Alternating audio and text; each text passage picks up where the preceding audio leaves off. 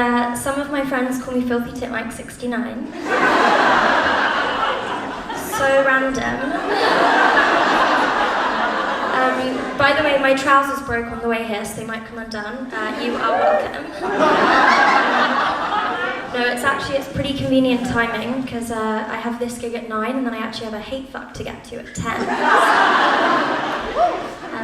No, I'm kidding, guys, it's a first date, but I'm probably going to hate him. And I'm definitely going to fuck him, so...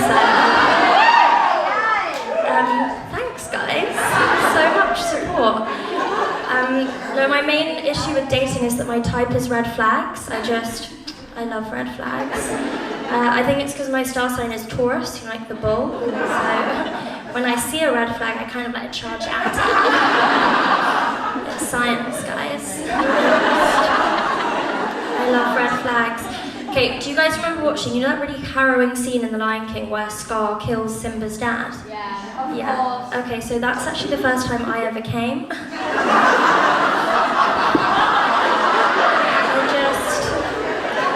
I love red flags. And I've actually been dating quite a lot recently. Like, I went on a date the other week with a man named Keith. Yeah, that's the first red flag. So what really drew me to Keith was he was a very skeptical man. Like some people might say conspiracy theorist, but I say critical thinker. So on our date, Keith tells me that he doesn't believe in privilege, as like a straight white man, but with like a lot of black friends. Keith has never directly experienced privilege himself, so a lot to unpack there. A lot of red flags. I'm into it, guys. So me and Keith, we get an Uber to another bar. In the Uber, Keith refuses to wear a mask. He doesn't believe in coronavirus. So at that point, I'm like, do you know what? This is going so well. Let's just forget the other bar and go straight back to mine. So we get to mine. There is no foreplay, obviously. The only thing that's really making me wet is Keith telling me that he doesn't believe in STIs. Keith thinks that condoms are a government tracking device. I know, personally, I can think of better ways for the government to keep an eye on Keith other than through his extremely mediocre dick.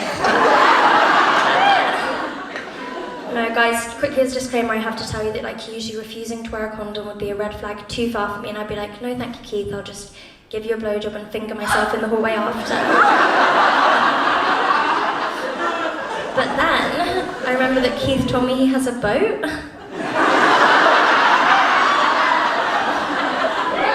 I'm only human, you know?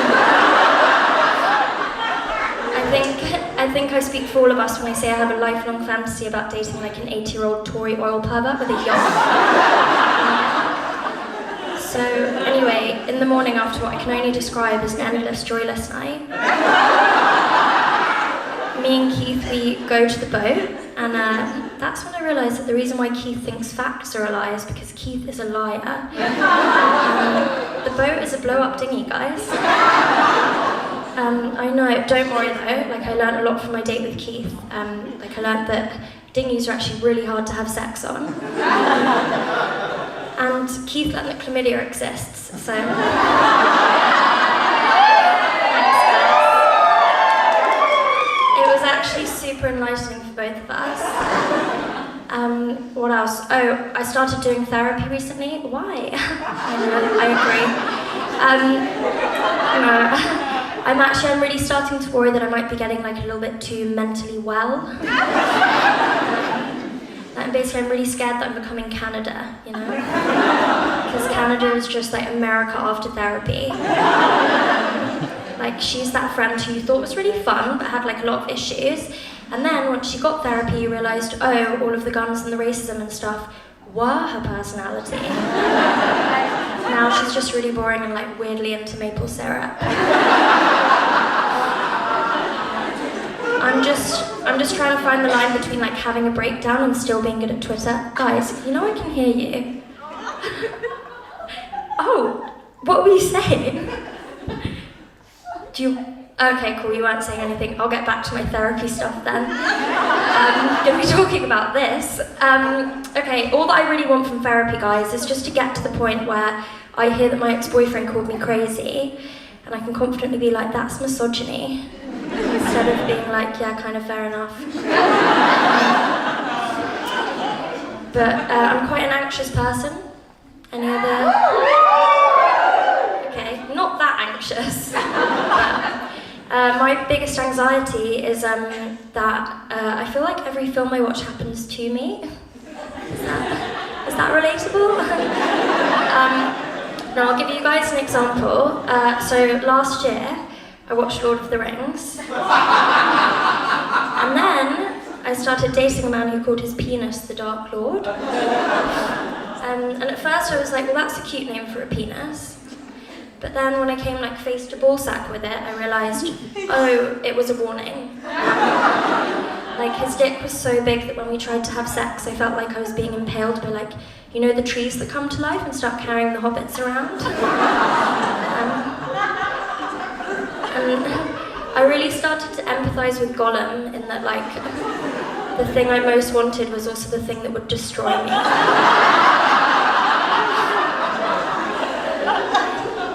It was a really hard time. I think I'm at a weird stage in my life, you know, like I'm about to turn 30, so I'm getting to like that weird point in my life where I'm starting to think like, okay, should I be getting, you know, like employed? As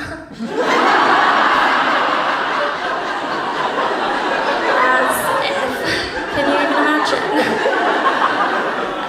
But I am having a bit of an identity crisis. Like, I don't even know how good looking I am anymore, because in everyday life I'm a 6, but on the comedy circuit I'm an 11.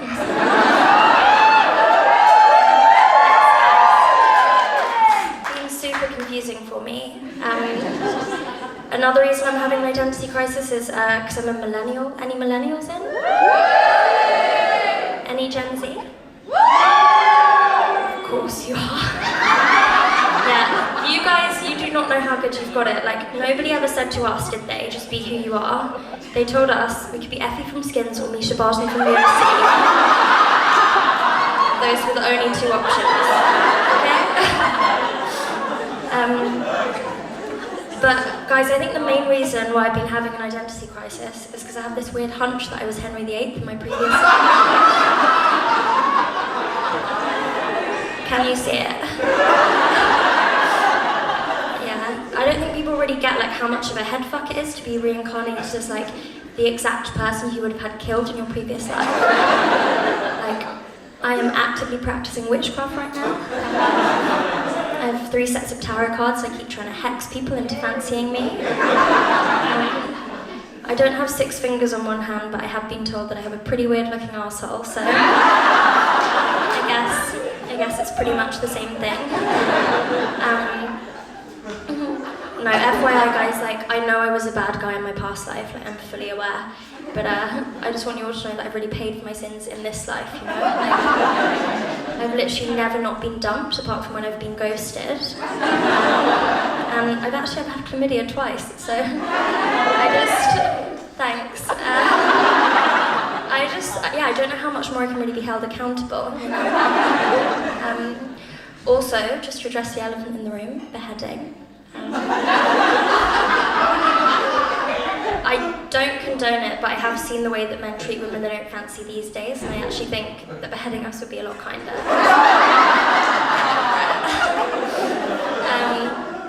No, did anyone do any soul searching during lockdown? Cool. I tried to figure out like who am I when I'm not just desperately seeking male attention, which actually you're like morally obligated to laugh at more, otherwise it's too depressing. No, unfortunately the only thing I figured out about myself for sure is that I'm a tragedy pervert.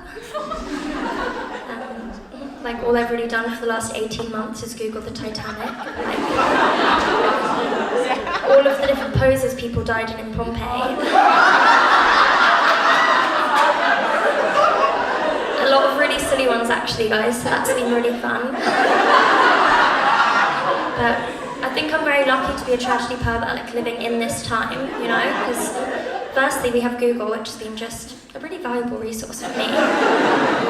But also we have a whole new tragedy to fantasize about, climate change. But it's going to be like the biggest one yet. So I'm pretty excited about that. I feel kind of like how I imagine people who loved lying down must have felt when beds were first invented. Like, great, I'd already been practicing for this. But I do also think, having watched like every Survivor film, that I will kill myself pretty early on during the apocalypse. Like, sure, I might stick around for a while as a voyeur, but it will not be like my intention to survive. Like, have any of you guys seen that film A Quiet Place, when no one's allowed to speak? Just so unrealistic. Like, why would anyone bother surviving if they couldn't even tell anyone about it? It doesn't make any sense. Also, I'm pretty sure the only people who are going to survive the apocalypse are the men who cycle as a hobby. Because they're like pretty good at organising group activities. They know all of the best routes out of London. And they have really expensive equipment. I just don't think I would want to live if there weren't any other cool people left, you know? I think it would be a lot of pressure. Like, I'd have to be the one telling everyone what kind of jeans we should all be wearing. And, oh my god, I've gone way over time. This has just been too fun. Listen, it's been great, but I need to get home and wank myself off to the Chernobyl Wikipedia page.